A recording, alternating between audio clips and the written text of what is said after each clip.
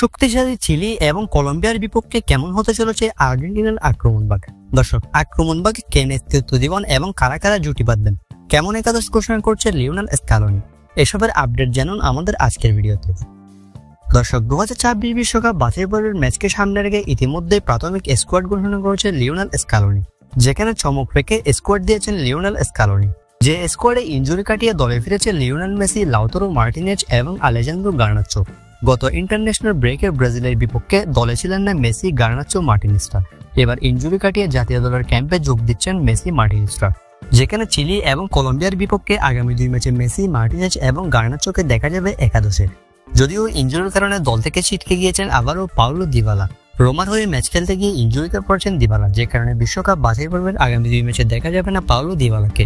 যেখানে Paulo Dybala থাকছে না, চিলি এবং কলম্বিয়ার বিপক্ষে আক্রমণভাগে নেতৃত্ব দিবেন লিওনেল মেসি।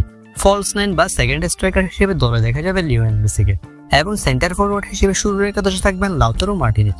লেফট উইংয়ে দেখা যাবে নিকোলাস গঞ্জালেসকে এবং রাইট উইংয়ের হিসেবে শুরু করতে পারেন গিলিয়ানো সিমিওনে। দর্শক, এটি হতে পারে চিলি এবং কলম্বিয়ার বিপক্ষে আর্জেন্টিনার অ্যাটাকিং লাইনআপ, যেখানে লেফট উইংয়ে নিকোলাস গঞ্জালেস শুরু করবে এবং পরিবর্তিত খেলোয়াড় হিসেবে মাঠে নামবে আলেজান্দ্রো গার্নাচো।